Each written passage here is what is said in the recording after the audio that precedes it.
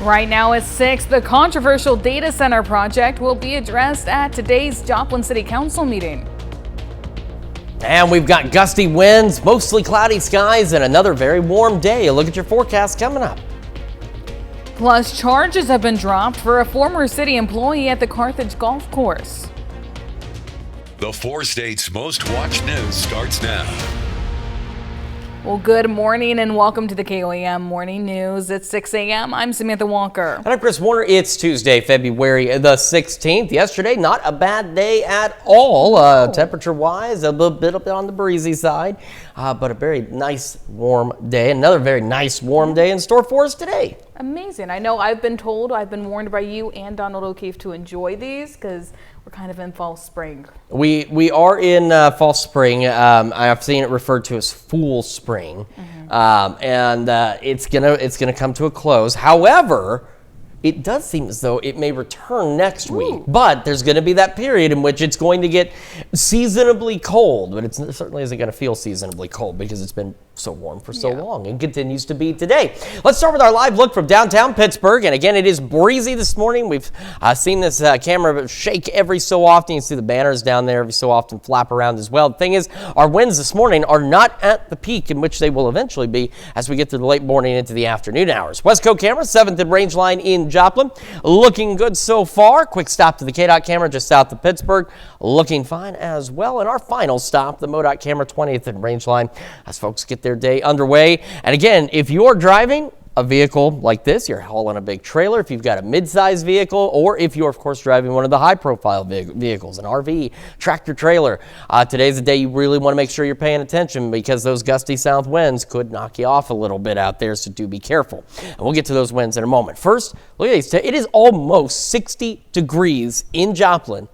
It's February the 16th. It is not April the 16th. It is not May the 16th. It is February. And it's almost 60 degrees at 6 a.m. in Joplin, 54 in Pittsburgh. Look at these numbers. We are 10, 20 degrees warmer now than where we were yesterday. Not a single 40 on this board. Our cool spot right now is Stockton at 50. And we've got, looks like Grove, Anderson, Neosho up there as the warmer spots, all at 58. Just kind of crazy how warm it is this morning. And it's courtesy of the clouds and that southerly breeze. The clouds keep in the warm air from yesterday, so we didn't do a lot of cooling. And then that breeze brings in more warm air. Mostly cloudy skies. Any of us could see a shower today. The chances anywhere, but the overall chance of seeing a shower is extraordinarily low as we head through the day. And while we don't have any fire weather alerts out there because our winds, while they're still gusty, they're just below that criteria, it doesn't mean it's any safer to burn, so no outdoor burning today. Kids out the door again, I want to hang on because it is breezy. Low 50s to start, upper 60s by lunch and recess, low 70s as they head home later today. As we're headed, upper 50s by 9, upper 60s by lunch, and we'll go into the upper 60s, low 70s for our highs, back to the mid 60s by 6. South winds sustained at 15 to 25 with those gusts to 40 miles an hour. So again, no outdoor burning, nothing like that. And hang on to the wheel, especially if you're in those of a high profile or even mid-sized vehicles traveling on any east-west highways. The winds ease up later tonight. Our warm weather continues through Thursday. That's when changes begin to arrive. We'll have a full look at your forecast here in just a few more minutes. Samantha? Chris, thanks. The Joplin City Council will meet tonight at Missouri Southern to vote on a controversial data center project. The meeting was moved to accommodate larger crowds after January's packed session, where the council voted to annex and rezone 540 acres of the Wildwood Ranch property at the intersection of Central City Road West and West 20th Street, to the dismay of many residents. The meeting begins at 6 p.m. at MSSU's Corley Auditorium. Well, a former city employee at the Carthage Golf Course is no longer facing criminal charges. Mark Peterson was accused of stealing more than $140,000 from city funds. An audit had determined the money was missing, and investigators had questions about how money was handled at the Carthage Golf Course, where Peterson was the longtime manager.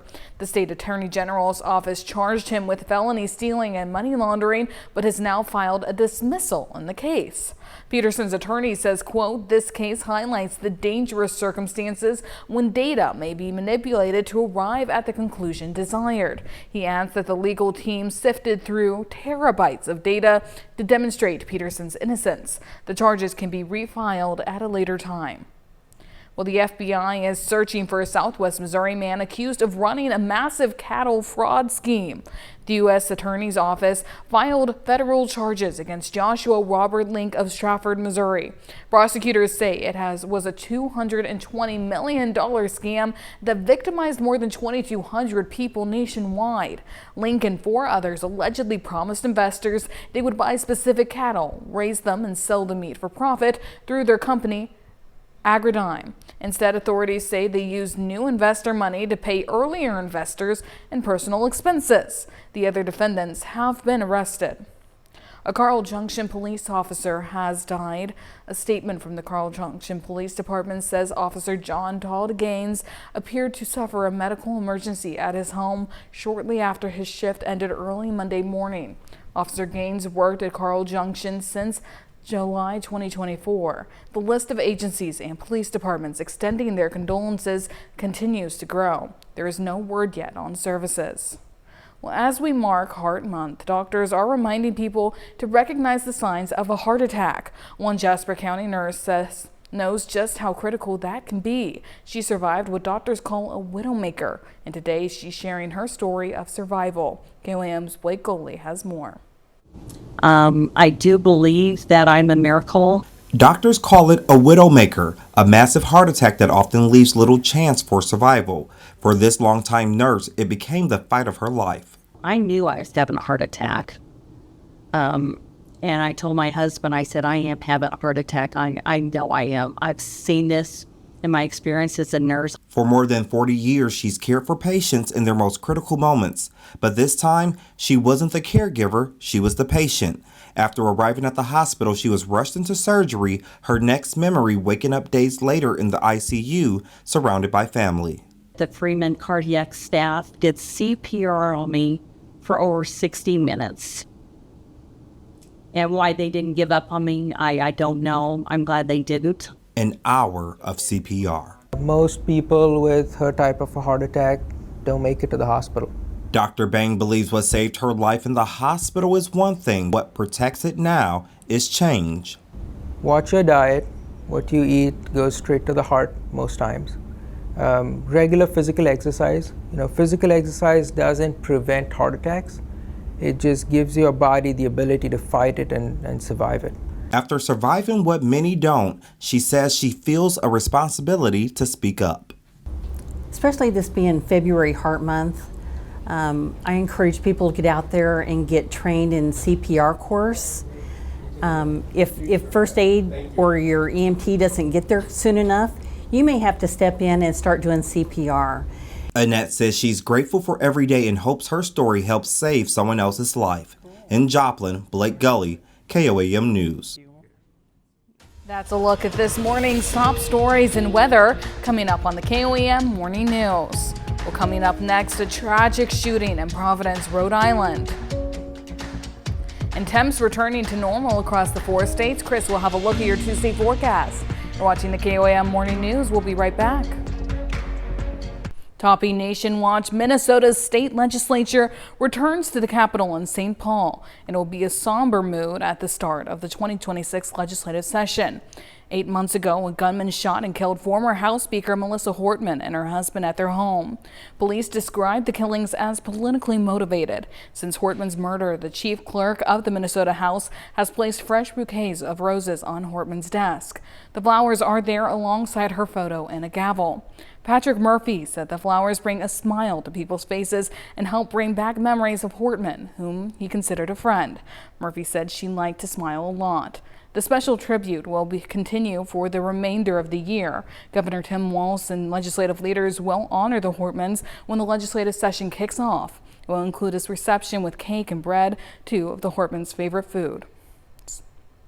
Well, Minnesota investigators say the FBI is now blocking them from accessing case files related to Alex Preddy's shooting and death by a federal agent. Bureau of Criminal Apprehension Superintendent Drew Evans said his agency was formally notified on Friday that the FBI would not provide local investigators access to the information or evidence. It comes a week after federal authorities did agree to a joint investigation with the Minnesota BCA.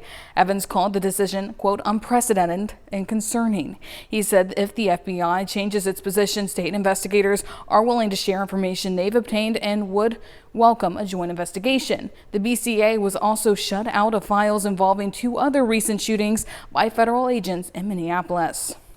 Well, Rhode Island authorities say 2 people were killed in a shooting at a hockey arena. 3 people were wounded and reported in critical condition. Police say the suspected gunman entered the arena to watch the game, and they say that suspect is also dead. Sherelle Hubbard has the details.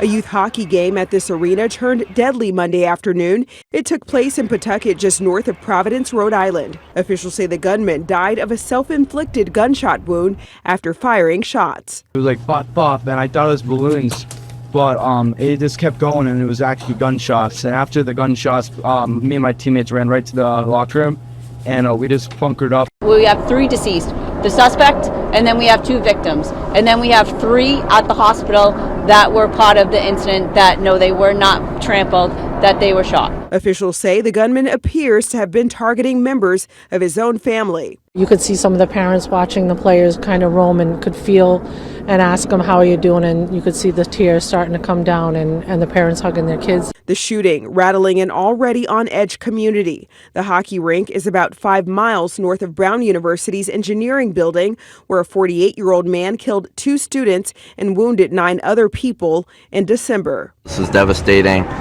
You know, you hear about an event that happened very similar 2 months ago at Brown. It's so shocking. You know, it's heartbreaking. After the shooting, Rhode Island Governor Dan McKee said in a statement online, "I am praying for Pawtucket and everyone involved." I'm Sherelle Hubbard reporting. There's no official word on the identities of the victims. Police say they have interviewed at least 100 people so far and credited a Good Samaritan for helping to quell the situation. The Gun Violence Archive says the shooting was the 41st in a year. That is just 47 days old. Well, still to come, from Oscar nominees to Japanese baseball, David Daniel brings your Hollywood Minute. Today in entertainment news, an Oscar nominee on the small screen and baseball star Shohei Ohtani on the big screen. Here's David Daniel with your Hollywood Minute. In the forest, every least thing's important. It's all threaded together, so you can't tell where one thing ends and another begins.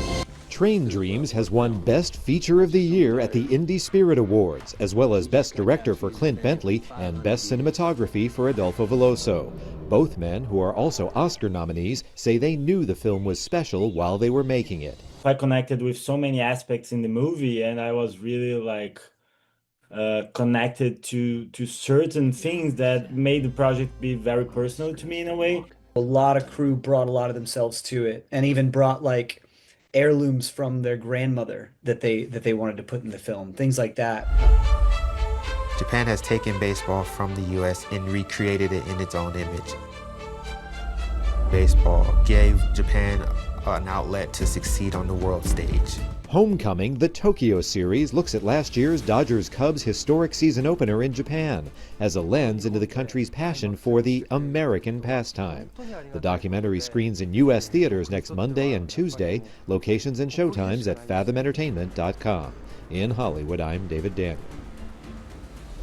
Japanese baseball player Shohei Ohtani is baseball's rare two-way superstar, dominating as both a pitcher and a power hitter. Well, now here's Chris with a quick look at your forecast. Yeah, again, we've got mostly cloudy skies today, maybe an isolated shower or 2, gusty winds to deal with as well. We'll have a full breakdown of your forecast when the KOAM Morning News returns.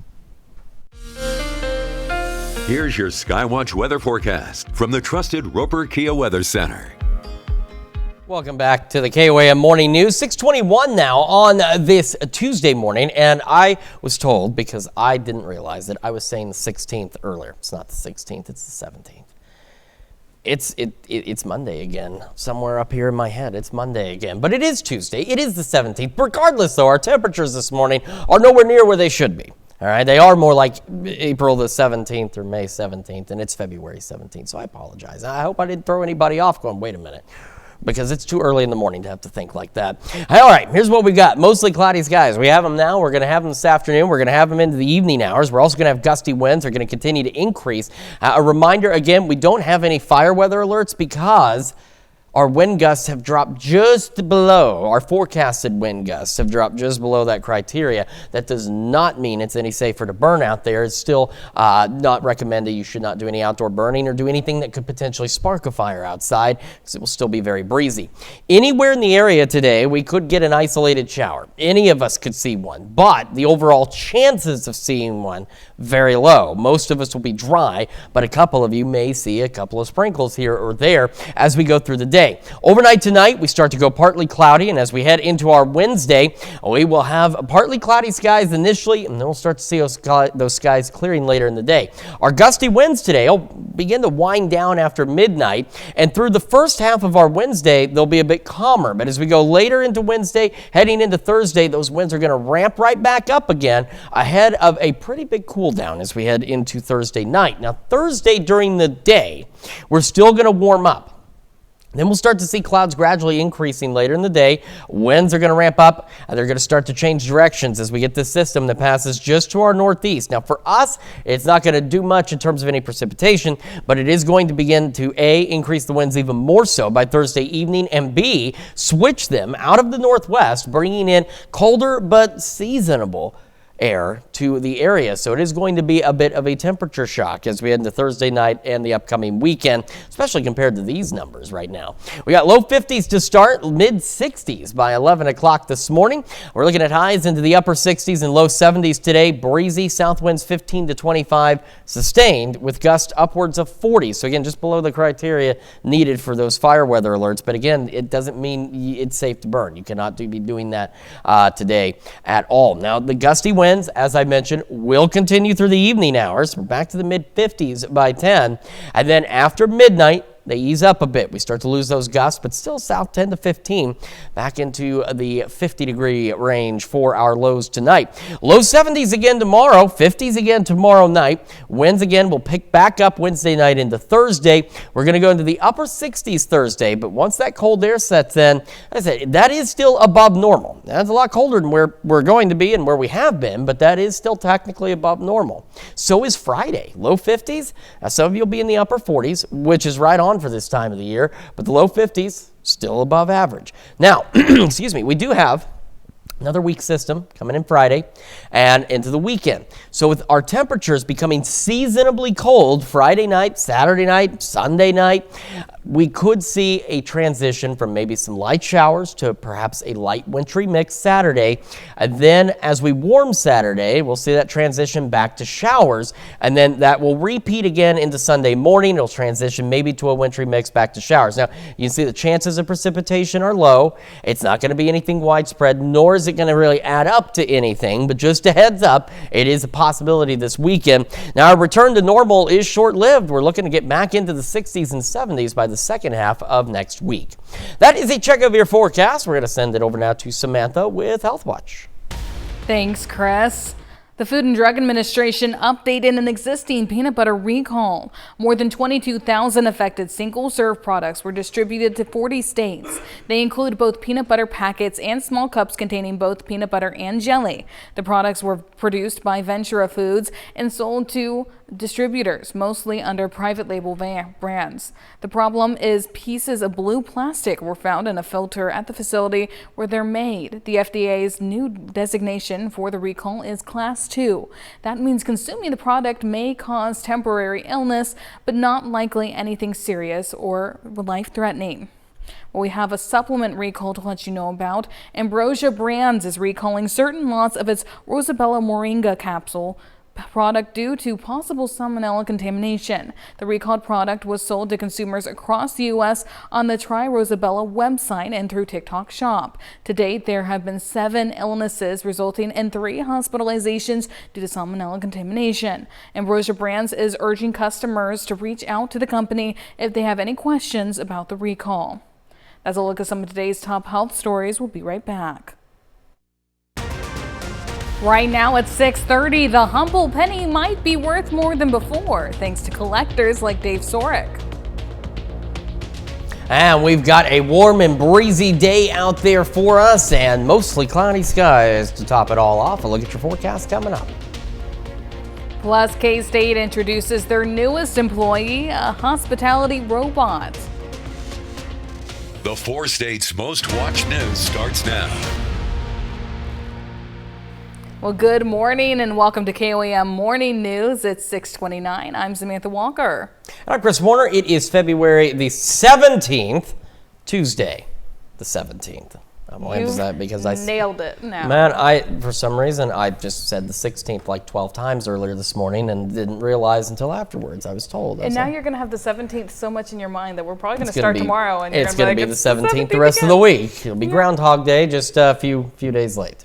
But at least it's nice weather. That if it were Groundhog Day, it's not that bad. Right. This isn't necessarily such a bad day to repeat across the area. It's going to be breezy. It's going to be warm. It's going to be cloudy out there. And again, no outdoor burning.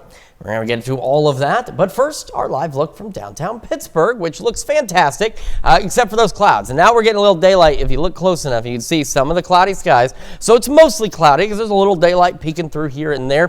Westco camera, 7th and Range line, looking good as well. Folks getting their day underway. Quick stop to the KDOT camera just south of Pittsburgh, looking back north. And again, things looking pretty good this morning. And our final stop, a very empty 20th and Range line. MoDOT camera there, but of course here before too much longer, it will not be very empty at all. Temperatures, though, look at these numbers. I mean, this is where I messed up earlier because I kept saying it's February the 16th. No, it's not.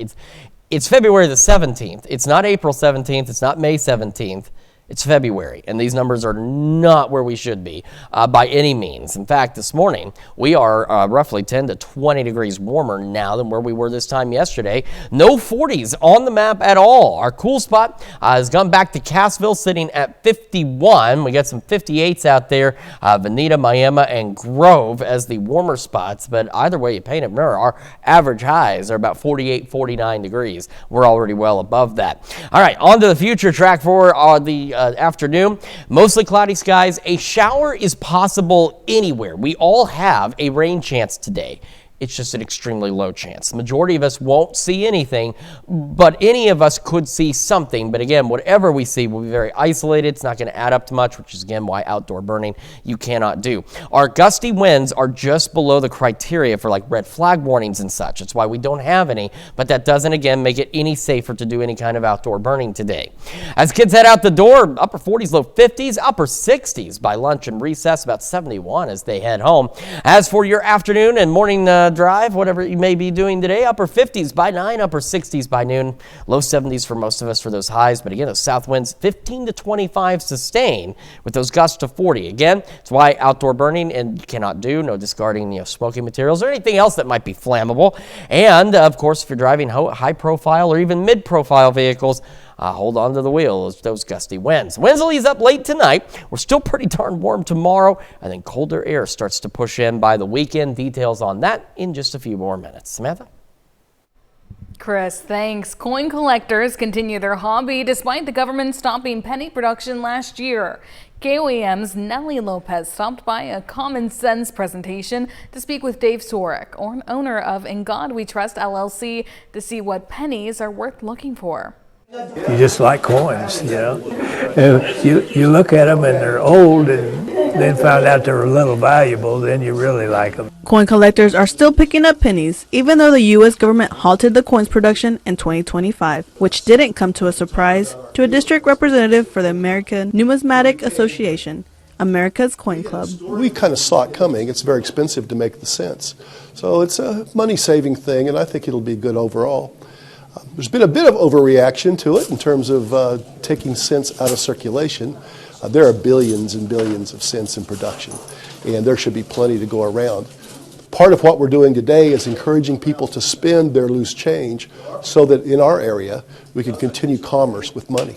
Even though Dave is encouraging to still use loose change, there are some pennies that carry more value than others. Predominantly we're talking about coins that are made before 1981.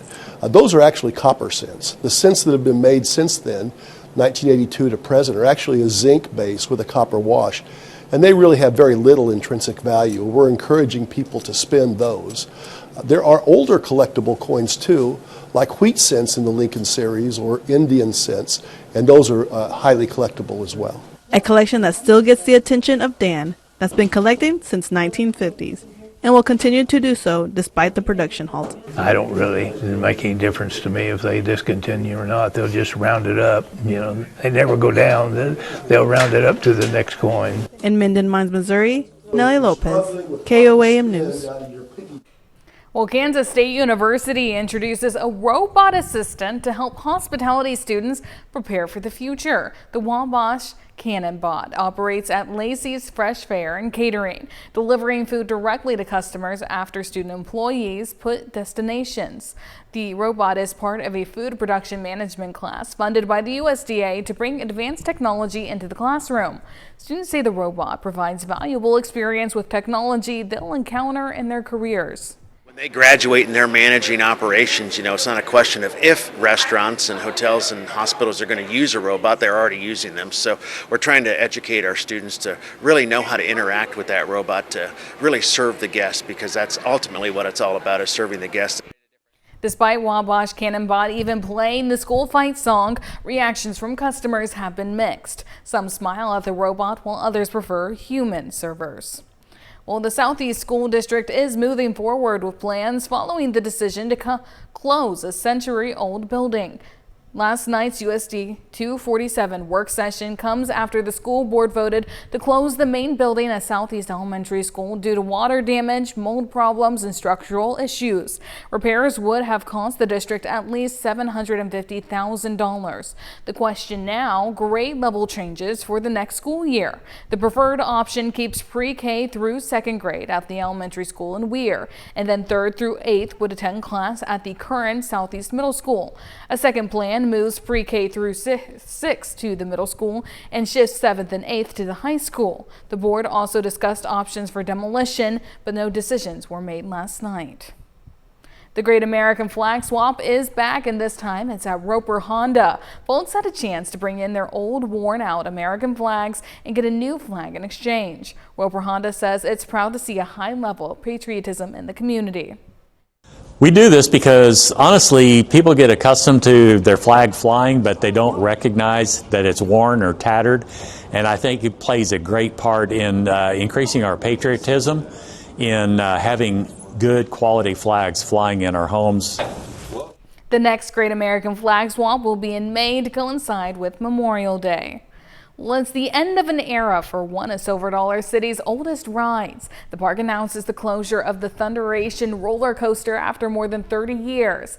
The 80-foot tall coaster that reaches 48 miles per hour will shut down at the end of 2026. Marvel Cave Mining Company wants the land back for geological surveys. The mining company stopped operations in 1889, but now plans to return to work underground in Marvel Cave. Rather than fight the decision, Silver Dollar City plans to celebrate the ride's final year with a special send-off for visitors. Well, that's a look at our top news stories coming up this half hour on the KOAM Morning News. Coming up next, why it's becoming so much harder to find a job. In Consumer Watch, more fallout from the Epstein files. The executive chairman of Hyatt Hotels, billionaire Tom Pritzker, announced on Monday he is retiring. It follows the most recent release of files by the government that reveal Pritzker's association with convicted sex offender Jeffrey Epstein. Pritzker has served as executive chairman of the hotel chain since 2004. In a statement, Pritzker said he regretted his association with Epstein and Epstein's girlfriend Ghislaine Maxwell. He said he used terrible judgment in maintaining contact with them. In leaving his top-level role, Pritzker said, quote, "Good stewardship also means protecting Hyatt."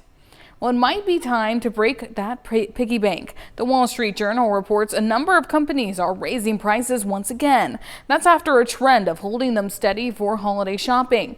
Many retailers cite pressure from tariffs. Some small businesses say they're also grappling with wages and high healthcare costs. They have tighter margins than larger companies.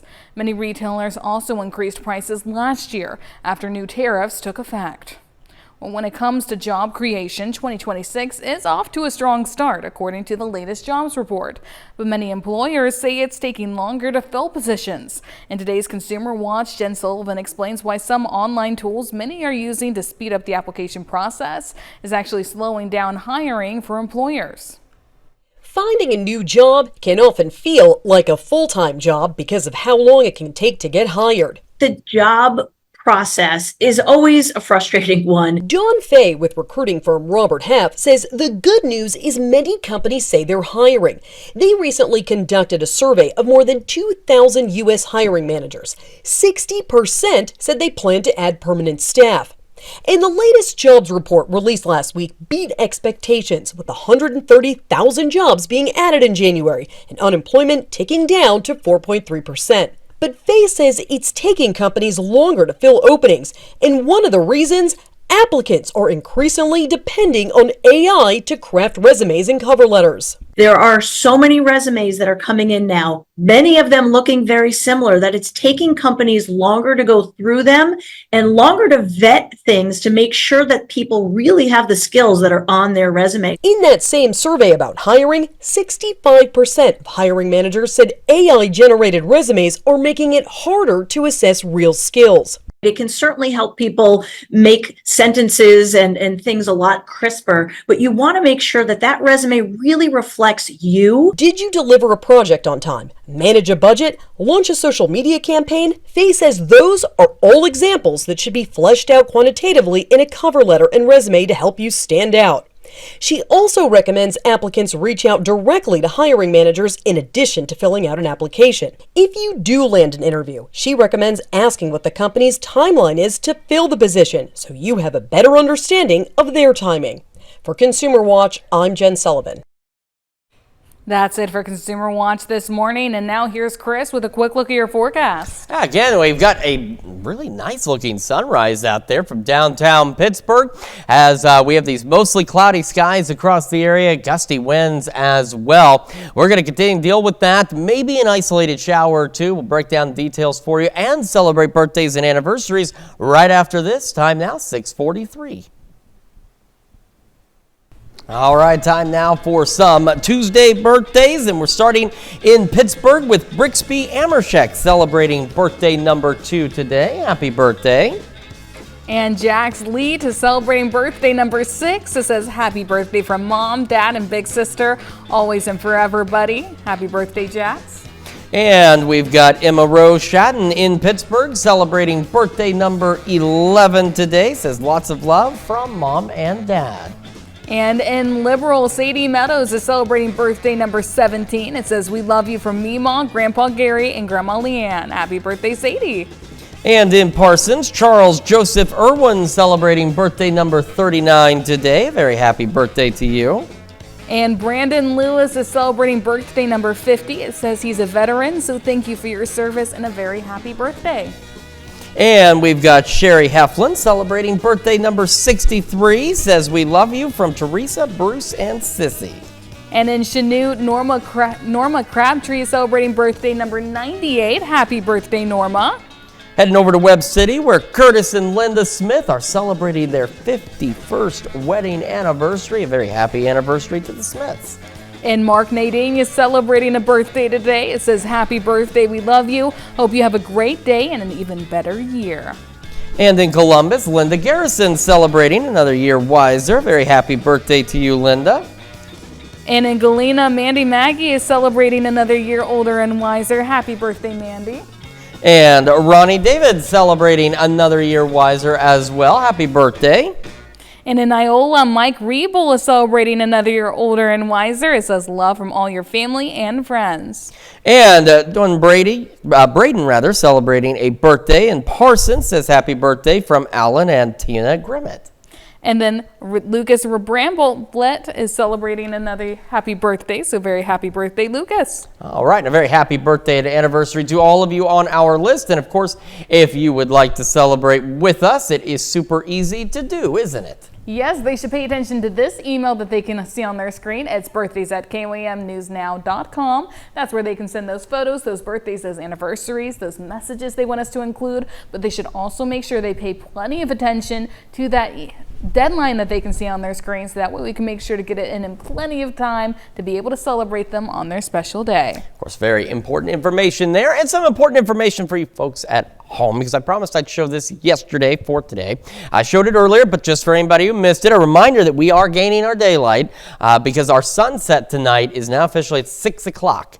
Sunrise is at 7:04, and so we are going to gain anywhere from 50 to 60 minutes of daylight as we go through the rest of February. And heading into March, we get another 70 minutes of daylight out there, and of course that will increase as we get it through spring and into summer before it starts to decrease again later in the year, but that's a ways away. In the meantime, more daylight showing up, and also means more beautiful sunrises. And even though we have mostly cloudy skies this morning, not a bad start to the day in terms of the sky conditions. That sunrise looks beautiful. Now, we do not have any fire weather alerts in our area, but that does not mean that it is okay to go outside and start a fire. It's not a good idea because we're still very windy today. We're just below fire weather criteria for those advisories and those warnings. So, that said, again, no outdoor burning, no discarding smoking materials or anything else that's flammable from your vehicle, your porch, your window, whatever the case may be, because even in these conditions, even though we're not at that criteria, doesn't mean, again, that we're not going to have the potential for an increased fire risk across the area, so be cautious. Now, going into today, we're already mostly cloudy. We will be mostly cloudy to straight up cloudy throughout the day.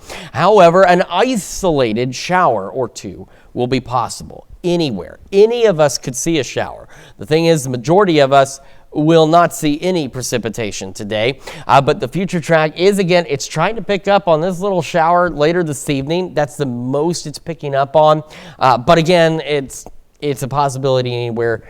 It's just going to be about like that is what it'll boil down to, something like that where it's very isolated. Overnight tonight, we'll go partly cloudy. Winds will ease up after midnight, so it's pretty breezy through the majority of the day. And then through our Wednesday, we're partly cloudy for a good portion of the day. And our winds, not as bad as they are today, but by late Wednesday into Thursday, those winds will pick up again. Not as gusty as they are today and yesterday, but that will get breezy as we head into our Thursday. Now, by Thursday afternoon, we have a system approaching. For us, in terms of precipitation, really not much to it, but it will start to increase our winds. Take a look by noon Thursday. We've got some clouds out there. We're starting to see west winds ramp up. And by Thursday afternoon and evening, we start to get those gusty winds switching out of the north and west as this system passes off to our north and east. And by late Thursday into Friday, northwest winds, much colder temperatures. A little bit of a temperature shock out there simply because it has been so warm for so long that when we get back to normal, it is going to feel a lot colder. We'll talk about that in just a moment. But first, the rest of the day, and that's what I'm talking about. We get the sun, it's rising, and it's just on the lower edge of these clouds. Leads to some nice colors on those clouds. Looks nice.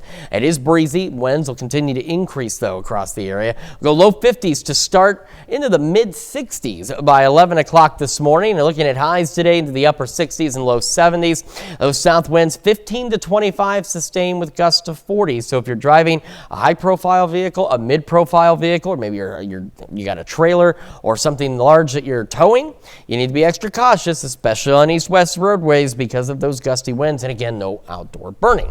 Gusty winds continue through the late evening hours. We're back down around the mid-50s by 10, and we'll eventually drop to 50 tonight with those partly cloudy skies. And as I mentioned, the winds ease up just a smidge out of the south at about 10 to 15 miles an hour.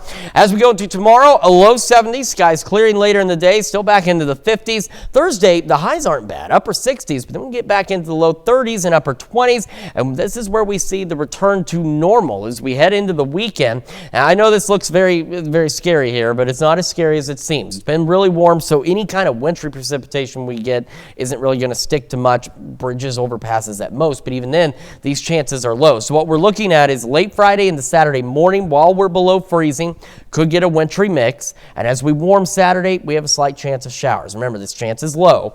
It's not a good chance. Most of us may not see anything, but at least it's there. Then Saturday night into Sunday, same thing. We get below freezing, so we get a chance of a wintry mix, maybe transitioning to some showers Sunday before that clears out. We'll start to warm up next week, which we'll reveal in a moment. I'll have a look at your wake-up recap, plus another quick recap on your forecast in just a moment. And when we switch over to Fox 14 at 7 a.m., a shipwreck from more than 150 years ago has been discovered in the Great Lakes. A look at that and a lot more at 7.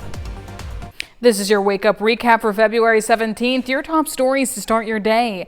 The FBI is searching for a Southwest Missouri man accused of running a massive cattle fraud scheme.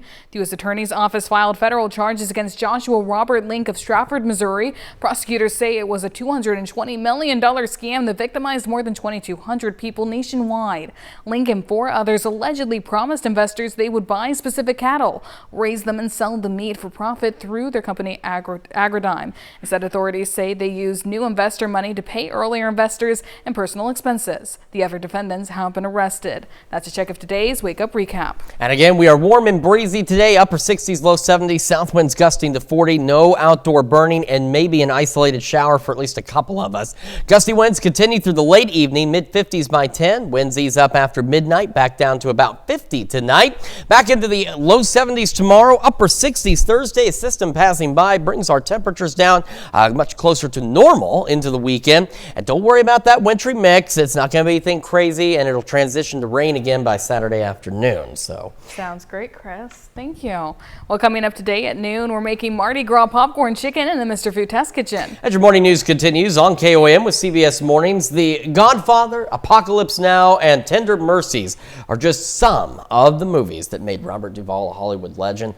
Next on CBS Mornings, a look back on his life and legacy after he passed away at the age of 95. Or you can switch on over with us on Fox 14, where your only local morning news continues. This morning, Charlene Patton from the Kansas Soybean Commission joins us in the studio to show us how to make another one of her delicious recipes. And coin collectors continuing their hobby, and the penny may be worth more than you might know later down the road. A look at that. It's going to wrap it up for us for now, though. We'll be back at 5 a.m. tomorrow. And we'll see you today at noon.